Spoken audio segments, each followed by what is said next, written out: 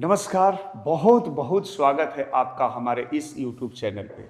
आज हम शुरू करें जाएंगे एक नए सब्जेक्ट अर्थात की रीजनिंग। रीजनिंग की आज ये पहली क्लास होगी, वो भी बेसिक वाली क्लास अर्थात की फाउंडेशन वाली क्लास।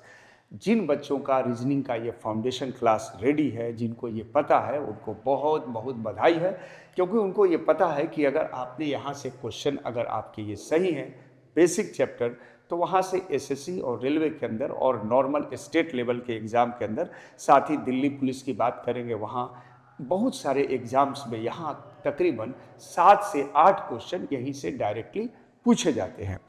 अगर आपकी रीजनिंग सही है तो आप समझ लो कि आपका इसका असर आपके मैथ्स पे, आपके जीके जीएस और आपके इंग्लिश पे ही पड़ता है, और आपके सब्जेक्ट में ही नहीं पड़ता, आपकी पूरी पर्सनालिटी के अंदर इसकी असर पड़ती है। कैसे रहना है, कैसे बात करना है, ये सारी चीज़ें यहाँ से दरअसल बढ़ती है, अर्थात कि आपकी टोटली दिमाग के ऊपर काम होता है, आपकी सोच बढ़ती है।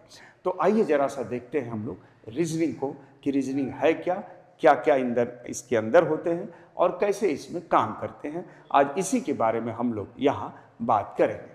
तो आइए देखते हैं सबसे पहले रीजनिंग में आज हमारी बेसिक क्लास जो फर्स्ट वाली है, इस पे आज हम लोग काम करने जा रहे हैं। सबसे पहले क्या होता है कि कई एक लोग क्या करते हैं कि रीजनिंग का पूरा फुल फॉर्म, आर का क्या मतलब होता है, ई का क्या मतलब होता है, ए का, एस का, ओ का, एन का, आई का, एन का और जी का क्या फुल फॉर्म होता है, ये उन लोगों ने अपने हिसाब से निकाल कर रखा हुआ है। लेकिन हम वहाँ बात नहीं करेंगे, हम यहाँ बात दूसरी तरीका करेंगे। ये होता है रीज़न। रीज़न का मतलब होता है कारण। हम क्या करते हैं हर जीवन में, जो हमारे कुछ भी हो रहे हैं, जैसे मान लेते हैं कोई भी हैपन, मैथ में दे ले लें या जीके जीएस में ले लें, या अपने जीवन में कोई भी हैपन क्यों हो रहा है और उसका निकालने, मतलब उस हैपन से निकलने का क्या सॉल्यूशन होगा, उस प्रॉब्लम से बाहर आने का क्या सॉल्यूशन होगा, इसका हम प्रयोग करते रहते हैं और उसका सॉल्यूशन निकालते रहते हैं। तो रीज़न का हल ही, कारणों का पता लगाने ही रीजनिंग होता है। बस ये नटसेल में इतनी बात याद रख लेना। अब सवाल है कि रीजनिंग होता कितने तरीके का है। रीजनिंग की बात करें तो रीजनिंग बेसिकली 3 तरीके का होता है। एक होता है वर्बल, याद रखना। वर्बल का मतलब होता है हिंदी में जिससे हम बोलते हैं भाषिक, भाषिक बोलते हैं, अर्थात कि भाषा वाला, यानी एक ऐसा रीजनिंग जिसे हम बोल सकें, लिख सकें, पढ़ सकें, उसे हम वर्बल रीजनिंग बोलते हैं। दूसरा जो रीजनिंग होता है ना सर, वो होता है non verbal reasoning. Non verbal होता है, नन वर्बल रीजनिंग बोलो, वर्बल रीजनिंग बोलो या नन वर्बल बोलो, अर्थात कि एक ऐसा रीजनिंग जिसको कि हम न बोल सके, न लिख सके, न पढ़ सके, दैट मीन्स बना सके। अब ऐसे किसी ने किया, इसका मतलब क्या होता है, विक्ट्री का उसने साइन दिया। बहुत सारे इमोजी आजकल आप देख ही रहे होंगे, है ना, जब आप मैसेजेस टाइप कर रहे होंगे। नन वर्बल का मतलब होता है फिगर रीजनिंग। अब सवाल है कि फिगर रीजनिंग में यहाँ 2 काम करते हैं। एक तो काम करता है फिगर रीजनिंग के अंदर क्या होता है, एक आता है बॉडी लैंग्वेज, है ना, बॉडी लैंग्वेज। यहाँ क्या होता है, इसका इस्तेमाल हम लोग, जिसको शरीर की भाषा बोलते हैं, इसका इस्तेमाल हम लोग इंटरव्यू में, ग्रुप डिस्कशन में या किसी से मिलने के दौरान हम लोग ऐसा करते हैं। ये अलग है जब आपके एग्जाम निकलेंगे और अच्छे लेवल के एग्जाम निकलेंगे तो वहाँ बताया जाएगा कि आपको कैसा बॉडी लैंग्वेज रखना है। और जो हमारे एग्जाम में आएंगे ना, वो नन वर्बल आएंगे, अर्थात कि वो फिगर वाले रीजनिंग आएंगे। अब सवाल है कि जो वर्बल रीजनिंग होता है, ये बेसिकली ये भी 2 तरीके का होता है। एक होता है जीआई। जीआई का मतलब होता है जनरल इंटेलिजेंस, अर्थात कि सामान्य बुद्धि परीक्षण। ये मान के चला जाता है कि जो भी व्यक्ति होगा उसके पास बेसिक ये नॉलेज होगा ही होगा।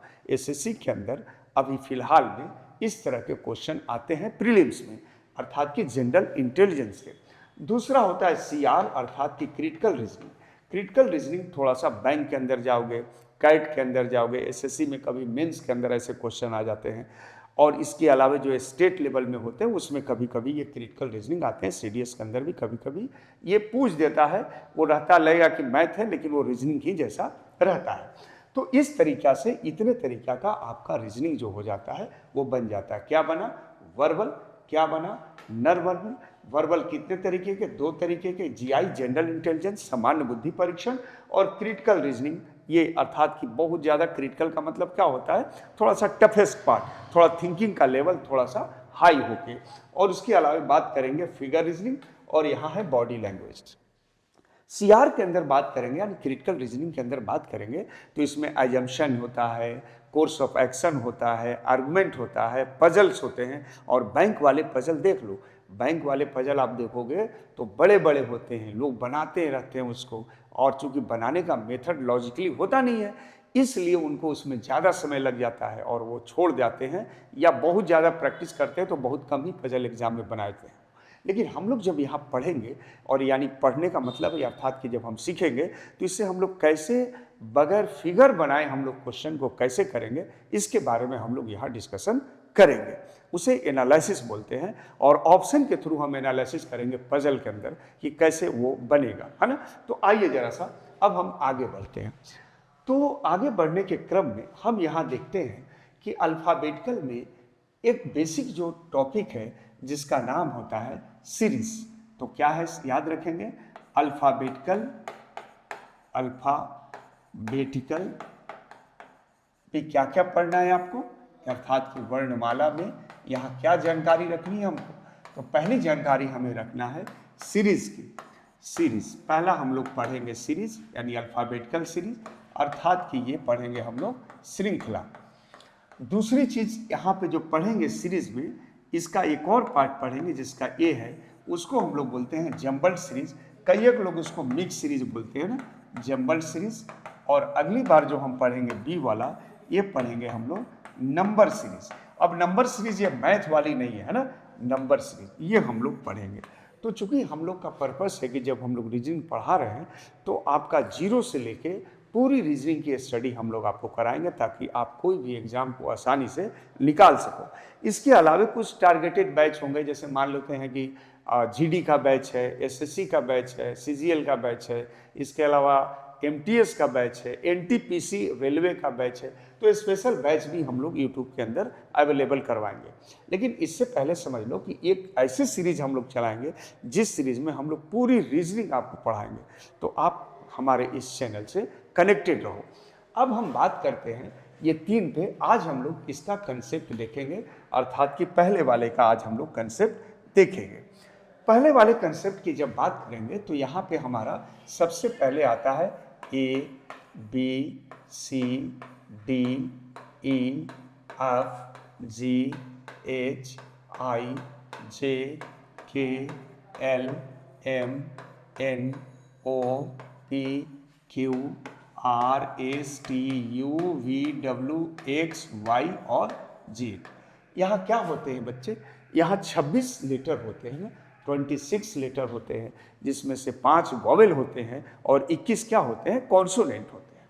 अब जरा मेरी बात समझो, यहाँ एग्जामिनर आपसे लैंग्वेज देता है, बोलता है स्टार्टिंग फ्रॉम लेफ्ट, अर्थात कि बाएं से शुरुआत करके। तो ये वाला एरिया को हम लोग बाएं से बोलते हैं, बाएं से। और वैसे भी जहाँ से लग जाए समझ लो शुरुआत वहीं से आपको करनी है। तो बाएं से अर्थात कि ए से।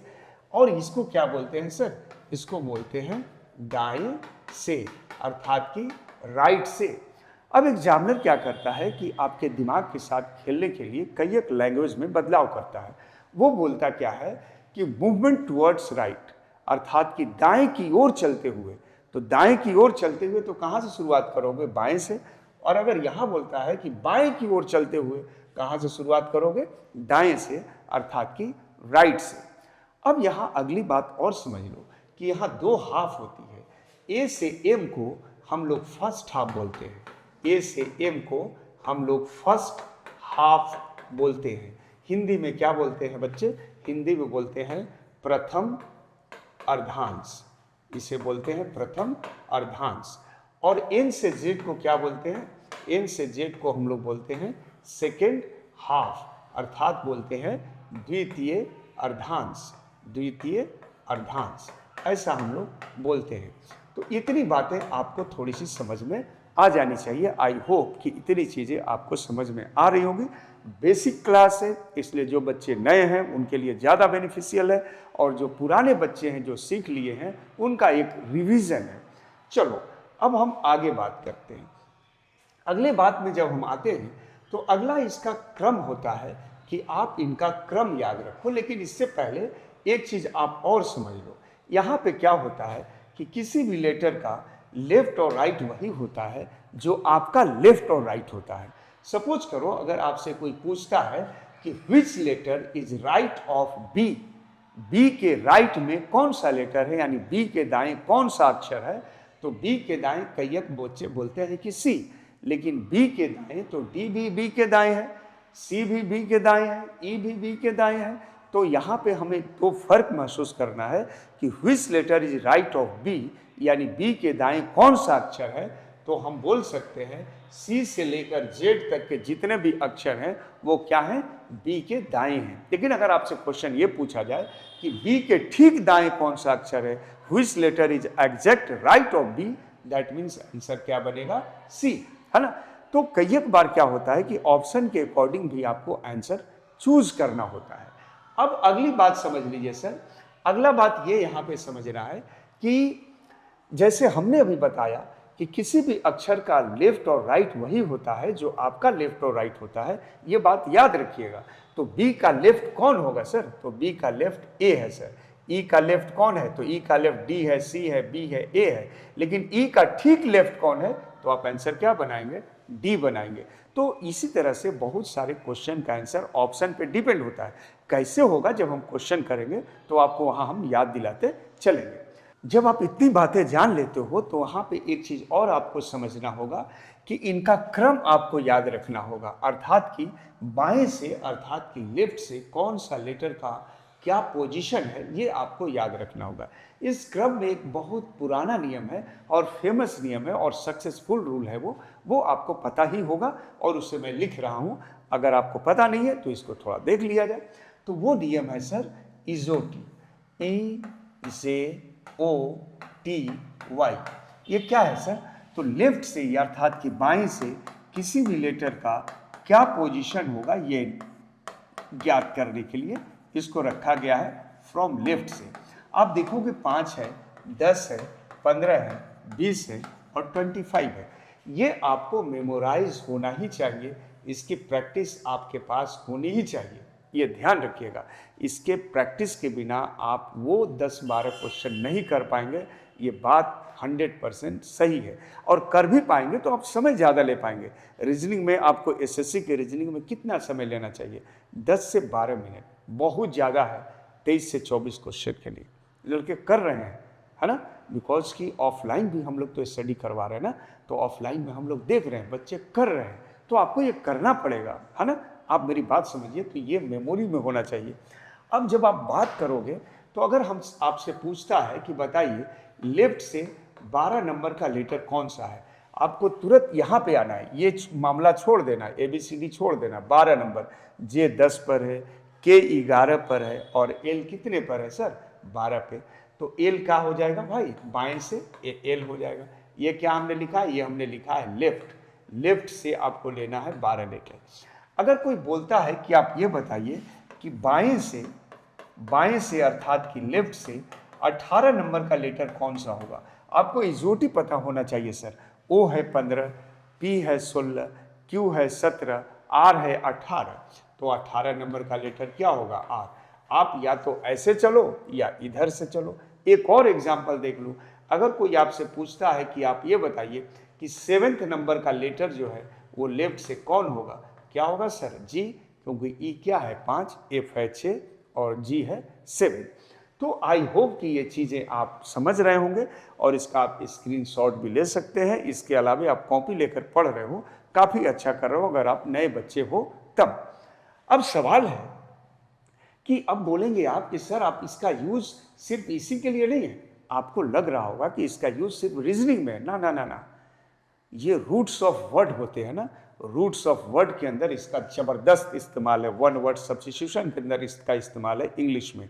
मेरी बात समझ लो, एंटोनिम सिनोनिम जो है यानी एंटो और साइनो के अंदर भी इसका ज़बरदस्त यूजेज हैं, फिलर में यूजेज हैं, हम लोग प्रूव करेंगे आपको यहाँ दिखाएंगे और प्रीवियस ईयर क्वेश्चन भी हम लोग जब बनाएंगे तो वहाँ पे हम लोग इसका यूज़ करेंगे, बड़े पैमाने पर इसका यूज़ करेंगे। तो आप थोड़ा सा ध्यान से इन चीज़ों को समझने की कोशिश करिएगा। तो ये था बाएं का सर, है ना। अब मैं इसे इरेज कर रहा हूँ और अब बात कर रहा हूँ कि राइट के लिए क्या मामला हो सकता है। तो जब भी अब आपको राइट से निकालना है, फ्रॉम राइट से किसी भी लेटर का क्या पोजीशन है, अगर आपको ये देखना हो सर, तो उसके लिए बहुत सारे रूल होते हैं, बहुत सारे रूल इन द सेंस क्या है कि हर लोग अपने अपने हिसाब से निकाल लेते हैं। मैं जो अभी पढ़ा रहा हूँ और आप जो आपको सिखा रहा हूँ, पढ़ाने की बात न करें तो ज़्यादा अच्छा है। तो जो मैं अभी आपको सिखा रहा हूँ ना, इसमें जब आप सीखोगे तो खुद का एक अपना अलग एक रूल आप डेवलप कर पाओगे और कर ही लोगे, है ना। अब चूंकि सोच बढ़ेगी ना, और सोच किसी के बाप की जागीर नहीं है कि वो ही सिर्फ सोचेगा, हमसे आप बेहतर सोच सकते हो।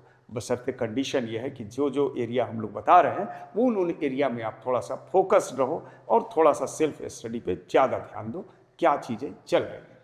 अब आते हैं समा फ्रॉम राइट से किसी का क्या स्थान अगर निकालना, सपोज करते कोई आपसे पूछता है कि फ्रॉम राइट से, है ना, या राइट से अगर आप पूछ दिया जाए कि राइट से 18 नंबर का अक्षर कौन सा होगा, 18th अक्षर।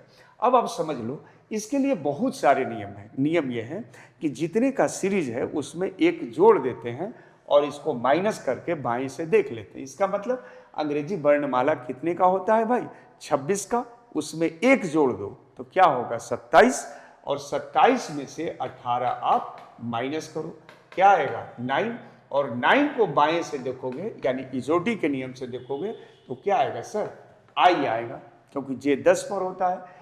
यानी जब भी आपको दाएं से निकालना हो, फ्रॉम राइट से निकालना हो, 27 से माइनस करो और बाएं से देख लेते हैं, 9 आया ना, और 9 को कहां से देखना है, बाएं से, अर्थात कि लेफ्ट से आपको देख लेना। और समझो जरा सा, अगर आपसे पूछा जाता है कि राइट से अब बताइए 12 नंबर का अक्षर कौन सा होगा, 12 नंबर का, राइट से क्या करेंगे सर, 27 में से 12 माइनस करेंगे, क्या आएगा 15, 15 को बाएं से देख लें, इजोटी के नियम से देखेंगे तो क्या होगा सर, ई हो जाएगा 5, जे हो जाएगा 10 और ओ हो जाएगा 15। तो 15 नंबर का लेटर क्या आएगा आपका, ओ आएगा, कहां से, दाएं से। फिर इसी तरीका का अगर बात करें, एक और एग्जांपल ले लेते हैं। सपोज करो कि अगर आपसे कोई पूछता है कि राइट से बताइए सर, राइट से 19 नंबर का लेटर कौन सा होगा, 19, तो 27 में से क्या करेंगे, 19 को माइनस करोगे, क्या आएगा सर, 8 आएगा, और बाएं से देखते हैं तो 8वां लेटर बाएं से क्या होगा सर, एच हो जाएगा। इस तरह के बहुत सारे तरीके से आप राइट से निकाल सकते हो, लेकिन फिलहाल आप ये सीखो। और ये 27 से क्यों माइनस होता है, इसको जब हम लोग रैंकिंग एंड ऑर्डर जब पढ़ेंगे, यानी कि जिसमें एक बच्चे का स्थान बाएं से इतना है, दाएं से इतना है, और इसमें इतने लड़के और आ गए, तो बताइए उस कक्षा में अर्थात उस क्लास में कितने बच्चे बैठे हैं। इस तरह के क्वेश्चन जब करेंगे तो वहाँ पे आपको समझ में आएगा कि 27 कहाँ से आया। फिलहाल आप याद रखो इतना कि जब भी आपको राइट से निकालना हो आप 27 से माइनस करो। अब सपोज करते हैं कि अगर क्वेश्चन आता है कि आप ये बताओ कि राइट से, है ना, राइट से 20 नंबर का लेटर कौन होगा, राइट से मतलब दाएं से, क्या करना है, 27 में से 20 माइनस करो, 7 आया, और 7 को बाएं से देख लो, माइनस करने के बाद बाएं से, तो बाएं से क्या आएगा सर, जी आएगा। ये आपका आंसर होगा। आई होप कि चीज़ें आपको समझ में आ रही होंगी और आप समझ भी रहे होंगे, या पहले से अगर आपको पता है तो उसके लिए बहुत बहुत आपको बधाई हो। अब आते हैं अगली बात जब हम करेंगे सर, तो यहाँ पे एक और चीज़ आपको सीख लेना है, इनका अपोजिट अर्थात की रिवर्स सीख लेना है। रिवर्स क्या सीखना है, ए ले लिया, इधर से ए लिया, उधर से जेड लिया, यानी ए का रिवर्स जेड होता है, बी का रिवर्स वाई होता है, सी का रिवर्स एक्स होता है, डी का डब्ल्यू होता है, ई का वी होता है, एफ का यू होता है, जी का टी होता है, एच का एस होता है, आई का आर होता है, जे का क्यू होता है, के का पी होता है, एल का ओ होता है, और एम का एन होता है। आप इससे भी चाहें तो राइट से पोजीशन आप निकाल सकते हैं, किसी भी अक्षर का पोजीशन, किसी भी पोजीशन का अक्षर कौन सा है ये आप इससे भी निकाल सकते हो। और जब आप प्रैक्टिस करोगे तो 27 से भी आप निकाल लोगे और यहाँ से भी ये चीज़ें निकल पाएंगी। अब कई बच्चे क्या करते हैं कि इसको मेमोराइज करने के लिए छोटे छोटे ट्रिक इस्तेमाल करते हैं कि ये एज हो गया, ये बाय हो गया। ऐसे बच्चों वाली हरकत बंद करो, दिमाग को थोड़ा एक्सपेंड होने का मौका दो। अगर आपका दिमाग एक्सपेंड करेगा तो डेफिनेटली आप एक दिन विन करोगे, मतलब बौद्धिक क्षमता आपकी बढ़ जाएगी। मेरी बात समझो यार, समझ लो। तो आप इसे नॉर्मली याद करो, खास तौर से नए बच्चे AZBYC ऐसे ABFUGTHS IRJQKPLOMN खत्म।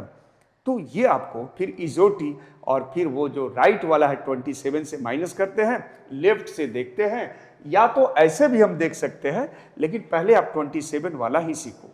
अब सवाल ये है कि अगर आप ये नहीं सीख रहे हो, कई एक बच्चे ये बोलते हैं कि सर हम जाते हैं एग्जाम में पहले ही रिवर्स वाला लिख लेते हैं, लिख के देखते हैं। अरे यार ऐसे थोड़ी होता है ना।